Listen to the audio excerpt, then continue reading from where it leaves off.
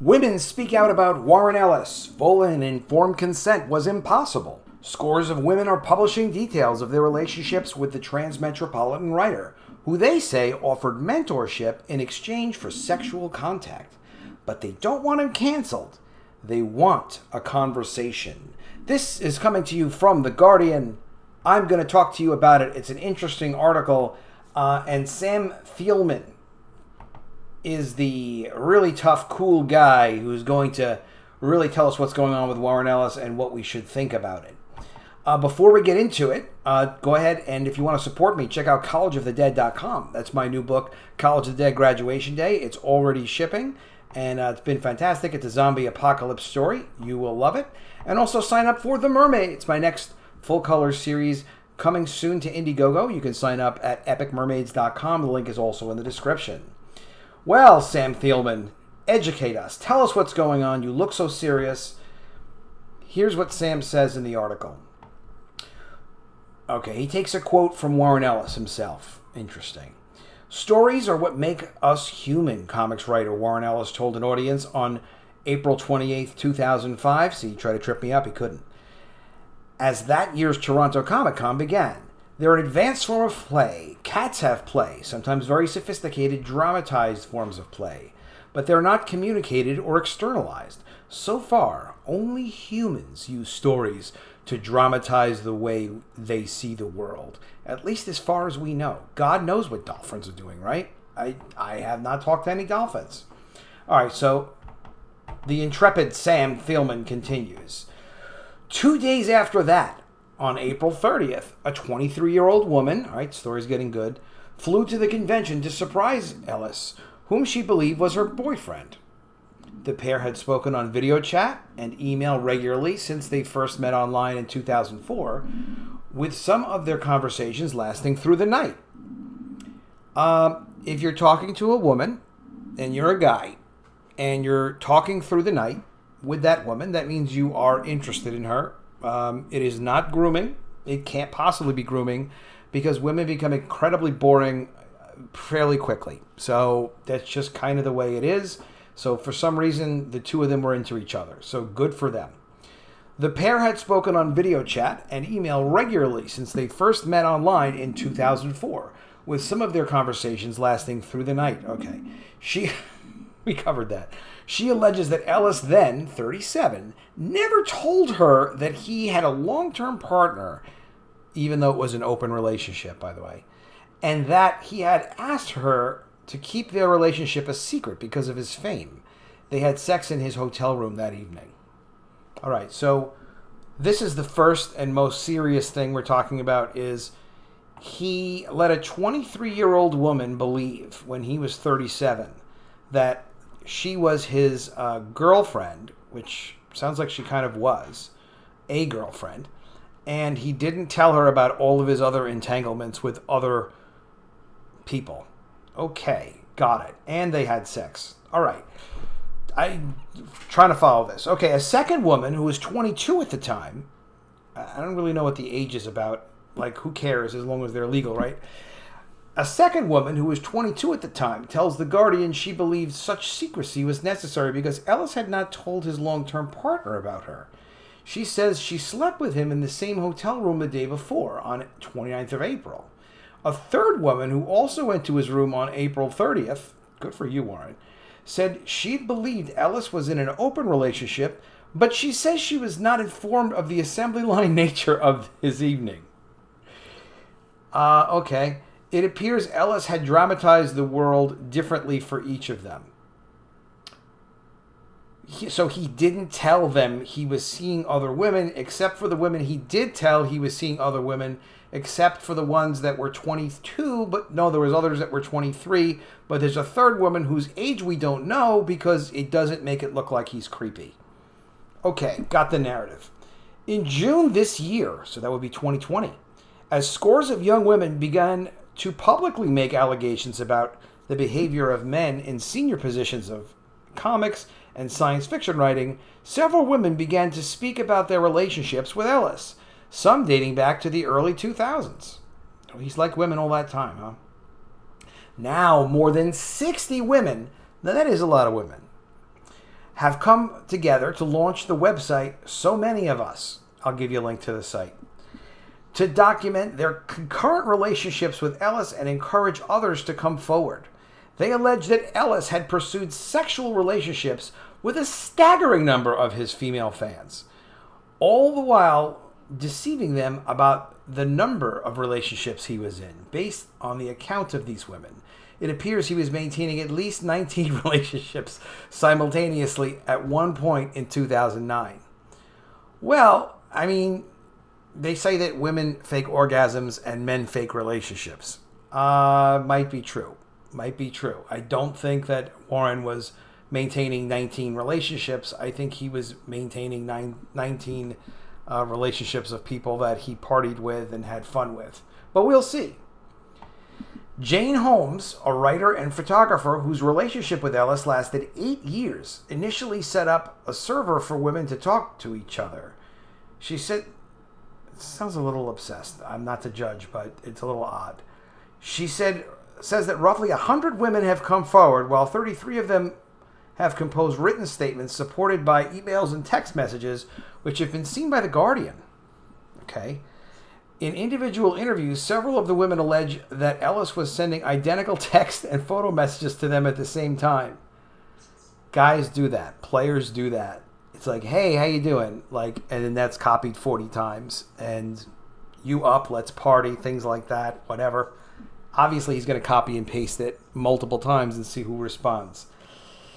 He would, back to the article, he would tell them they were bewitching or hypnotizing, and that's a good one, and extend his friendship, sometimes offering mentoring and advice. Eventually, he would ask them to send him sexually explicit photos. Some of them did. In some instances, if they said no, he'd stop talking to them. So what is he doing? You know, if he's maintaining 19, quote, relationships or 19 interactions that are ongoing with different women in whatever this is, 2019 or 2009, fine. So obviously he got tired of it after a while. In any event, if he's maintaining 19 of them, there's going to be some common there's going to be some common correspondence, like a template almost, because how else is he going to keep track of all of this? Secondly, if he's trying to move a relationship in a certain direction and they don't respond, he's going to put attention to the ones that he wants to put attention to. Just the same that if women are trying to date men and they want men that'll ask them to be married or to have a child with them, and that's what they're seeking in life, or they're seeking financial success, or they're seeking more attention, or they're seeking sometimes a financial arrangement, that's their business to then walk away and say, well, you know, these 3 guys can't give me what I want, but these 2 can. And then they better deal the guys. And good for them. This has been going on for a very long time. That's how people kind of select each other. Many of the women were in their late teens and early 20s when their contact with Ellis began. And then there's no allegation that any of them were under any legal age. So apparently he was either very careful about that or that's all he's interested in. Sometimes they initiated the conversation, while sometimes he did. Okay. Some of these relationships were conducted entirely online, while others were physical. In person, I guess. Some of the women work in the comic book industry, while others are artists, writers, photographers, and alternative models. I don't know what an alternative model is. It sounds like, an online model with OnlyFans, nudity accounts, and things like that. Because otherwise, why would you describe it that way? Sam, be straight with me. I'm trying to follow what you're saying. Just be realistic. If some of these people, Sam, are women that have accounts where they're basically running sex accounts or something, just say it. Sam, don't lead us astray. Okay. Many of them say Ellis gave them career boosts using his newsletters. That's nice of him. Blogs and influential forums to draw attention to their work. Very nice of him. But as they hear their own stories coming from other women, many say they feel used in what they consistently describe as a pattern of friendship, then escalating sexual contact, then exclusively sexual contact, and silence if they refused or stopped. So that was apparently the sales funnel. You come in one end, you go out the other. I don't know. I don't know if that's true. I don't know if he supported them and then he stopped supporting their work and them and giving them advice, professional advice and whatnot, and connections. I don't know if he stopped that once they started having sex with him. It doesn't sound like they would have, right? But who knows? We'll see. On June 19th, Ellis posted a statement on Twitter, denying he had ever consciously coerced, manipulated, or abused anyone, nor ever assaulted anybody, he said. He added, I have always tried to support women in their lives and careers. I have hurt many people, and I had no intention of hurting. I apologize. Well, never apologize. That's just generally, just never apologize. Never. Doesn't matter what you do. I corresponded with Ellis at some length over the course of writing this article. Good for you, Sam. He reached out. He does not deny these relationships happened, and he does not dispute that many of these women were not told about each other. Well, why would he do that? Why would he say, look, when a man sees a woman sees a man, they do not tell you who else they might be seeing or friends they're keeping up with or the texts that they're getting on their cell phone. Like, they don't tell you. And if they do tell you, how are you supposed to know that's the complete information anyway? You know, if you're in a long-term exclusive relationship, then that usually happens, that people, tell each other everything. Quote, what I have always tried to do is make sure other people feel protected. I have been asked for discretion, okay, and I have asked for it. Some of the personal work I have to do now is about bad or limited communication in my life. He told The Guardian by email. He only denies that he hid his long-term partner from these women, okay, saying that she is mentioned in his books. Oh, interesting. They probably do know, because they probably would read his books, right? Because they know who he is, and they're having sex with him to be, for whatever reason, to get his attention. They must think they must read his books. Quote, I've never tried to hide my relationship status. I'm in an open relationship with my partner. Like many long relationships, ours has had troubled times, including brief periods of separation. These women do not accuse Ellis of illegal behavior, okay? But they describe their shock at the sheer magnitude of his pursuits, feeling heartbroken when he stopped talking to them, or angry after discovering he was sending many of them identical messages. Women are always going to be mad if they find out that you send out identical messages. There's no way to avoid that. So don't let them find that out, or just deal with it when they're really mad at you. That's my best advice. What they want now is to start a conversation about how men with power and influence treat young women as part of a culture of impunity granted to celebrities, and not merely those who appear in Hollywood blockbusters or play Madison Square Garden. But the thing is, if you're a young woman and you're trying to attract the attention of a celebrity, you're trying to be next to their celebrity. It's not that you know them as a person and you're sincere about it.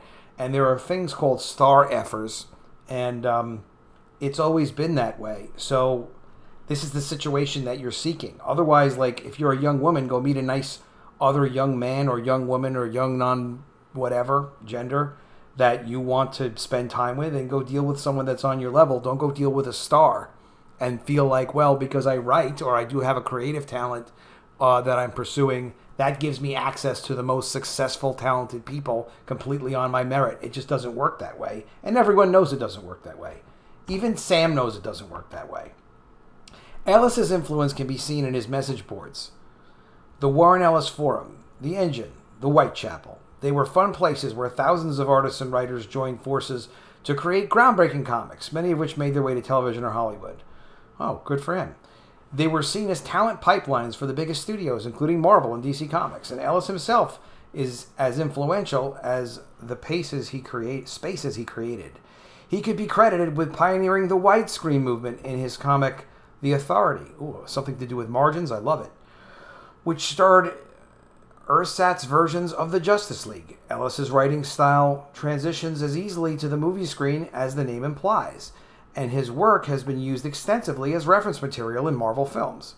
The U.S. president in the film Iron Man 3 adapted directly from Ellis's Iron Man comics is named Matthew Ellis. That's nice. His comic Red has been made into 2 Bruce Willis action comedies. Yeah. His ongoing Batman series, The Batman's Grave, promises to influence a new generation of creators of comics, film, and TV. And Transmetropolitan, a cyberpunk comedy about a crusading journalist, and perhaps his most famous work, inspired artists, writers, reporters, and several of the women speaking out against him. I thought they just wanted to have a conversation. They weren't speaking out against him, but okay. It is part of a broader problem, says a woman who uses the pseudonym Madeline Green, okay? She had a relationship with Ellis for 5 years and served as a moderator on the engine for 2 of them. At least 5 of the women who sent their stories to Holmes say they were moderators on his forums. Several industry figures who've spoken out recently say his relationships with women working on his forums were an open secret among those who use them, okay? Ellis's public harem presented a blueprint for others' behavior, Green writes in her statement for the website. Get big enough, it invited, and you will deserve your own sparkling audience of sexy young women. This behavior provided a model and smokescreen for destructive patterns built atop the idea of women as currency. It's women deciding to use themselves as currency. He's not using them as currency. He's offering them opportunities that they're taking on terms that he's presenting. And the reason it works that way is any of these individual beautiful young women turn down men all the time around them. They're in that position of power and control. But when it comes to his forum and his work, they are just one of another 50, 100, or 200 young beautiful women that are looking for his attention. So when he's going to select them based on who is worth his time, that's on him. That's his odds. So the currency of beauty, the currency of power, the currency of youth, it is a currency. It always has been. Consent these women are arguing must be understood more broadly than the letter of the law. Okay. Because otherwise it doesn't make any sense. Without knowing about each other, Green says, full and informed consent was impossible. So these women, who are all of legal age, would contact him and see he's being contacted by and know that there are active members of these moderated groups. It's like being on Twitter. You know, it's like seeing someone like, oh, well, there's someone with a blue check mark who's got 1 million followers. I'll just tweet at them, and all of a sudden they're responding to me. Oh, I'm sure I'm the only person this person ever responded to. I mean, you can't help that kind of gullibility. There's nothing you can say about that except to say, you know that's not going on. You know that you're being filtered through a process. I would think. At the same time, both Green and Holmes agree that putting creative young women in charge of Ellis's forums made them better, safer, and more successful places for the people who use them. If you weren't targeted by Warren, you were pretty safe there in ways that you weren't elsewhere online, says Holmes. Indeed, in recent weeks, the comic industry has been rocked by allegations of sexual assault and workplace harassment, with several men being fired by their famous Whisper network. All of the women coming forward want to change something bigger than Ellis. Okay, why not? Whatever you guys want to do, we'll just change it to however you think it should be. Why even bother with having people submit work? Just publish whatever your work is and no one else has to read it. They would prefer that they were in control of how work is filtered through society. So let's see what their ideas are. Ellis, the structures that allowed him to accrue so much personal power. Some of Ellis's previous collaborators have declared that they will try to help. I did nothing but benefit from my from my friendship with Warren Ellis for years. I paid no price, and that incurs a debt. What? Doesn't make any sense. Says comic writer Kelly Sue DeConnick, who has worked with Ellis often over the years and entered the industry through Ellis's message boards. So maybe she wants to say, Ellis never bothered me. He just kind of helped me and really helped my career. So, you know, you can say what you want to say about him, but you can't say that about me. She's in no debt. She says she believes the women's accounts. I don't know why. It never happened to her. Maybe she's not pretty. I don't know. Maybe she is. She says she believes the women's accounts. I don't know if we can make sure this never happens again, but I can think we can make it not as easy. Well, you kind of can't. Critics, including myself. Oh, there he is. Critics, including myself, regularly recommend and dissect Ellis's work. He's changed many lives for the better. People, including those who are now accusing him of hurting them, also say they love him. They just want to control him and turn him into what they want him to be. Who has a right to do that? Anyway, quote, we're all at very different points in our response to the artist versus art debate, says Green, the made-up name. Some of us want to burn all the stories and some don't. Transmetropolitan was a formative part of my life, and I don't give him that. Okay? I don't let him take that from me. He gave that to you. He's not taking it from you. Anyway, collectively, what do these people think they're... Because you feel a certain way about someone, it doesn't give you ownership over that person. It can in your mind, but not in reality. These are sick people. Collectively, we've acknowledged that the burners should find room to respect and keepers and vice versa, and we all processing our relationship to Ellis's work in different and very personal ways. Well, good for you. They're getting too much attention over this, obviously. It's like everybody is entitled to their feelings, but it's like, but everyone actually is entitled to their own feelings, which means that everyone from every point of view has their own unique perspective based on their life experience and how things have affected them. And all of those things are valid, but you can't write stories about everyone and their own individual feelings. It's completely absurd. But let's go on. Another woman who worked in comics and is asked to remain anonymous was more adamant. I have extremely strong feelings about his book, she says. Another woman who worked in comics and is asked to remain anonymous was more adamant. I have extremely strong feelings about his books, she says. It's not fair to cancel them. It's not just him. He had letterers. He had artists. He had inkers. Thank you for putting the letterers first. They deserve respect. They usually don't even get mentioned. He had promotional people. He had publishers. So many people's hard work goes into these books. You can do what you want, but please remember that other people worked on these things. Okay? I will remember. And Warren's work is still very good. I think for me, whereas I certainly will not ever support or buy anything from him again, I don't want other people to stop. I don't want people to burn books. I just want people to know who he is. All right, good for you. As if Ellis was the first tortured artist ever. Like, it's a new thing to be a tortured artist and be a little strange. So let's just cancel all the artists if we can. Anyone who's got emotional issues, who does creative work of any kind, like, you know, like, that's pretty common. Van Gogh cut his ear off, and, you know, there's a whole thing with that. Yeah, Ernest Hemingway, ever heard of him? Okay. Speaking to me, Ellis responded to these accounts with some self-pity. You've been evaluated by Sam Thielman. Warren, deal with it. Speaking to me, Ellis responded to these accounts with some self-pity and what seemed to be genuine contrition. I have judged your contrition to be genuine. All right.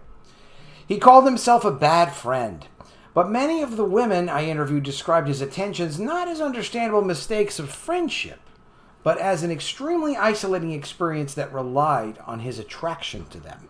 Well, yes, if he wasn't attracted to you, why would he be talking to you? It's not because he liked your amateurish work.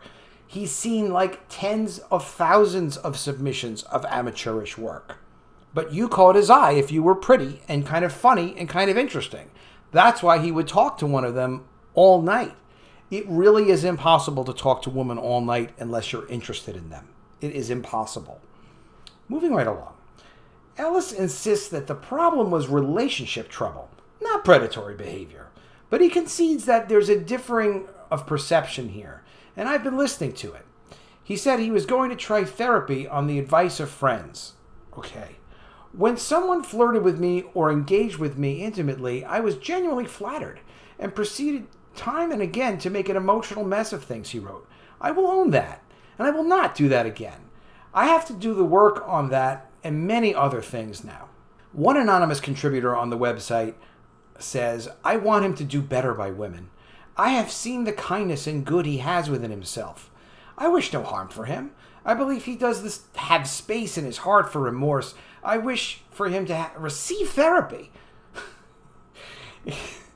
And I have to laugh because, you know, I understand if you're Sam Thielman, because obviously there's nothing this guy's ever done that's wrong.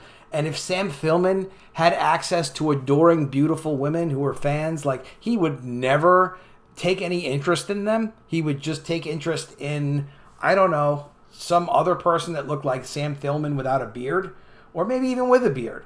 But who is this woman to diagnose therapy on Warren Ellis? So she says, I wish him to receive therapy and help so that this never does this. So that this never does this? Okay, maybe they meant to say, so that he never does this to another woman. So you're not perfect after all, Sam Thielman.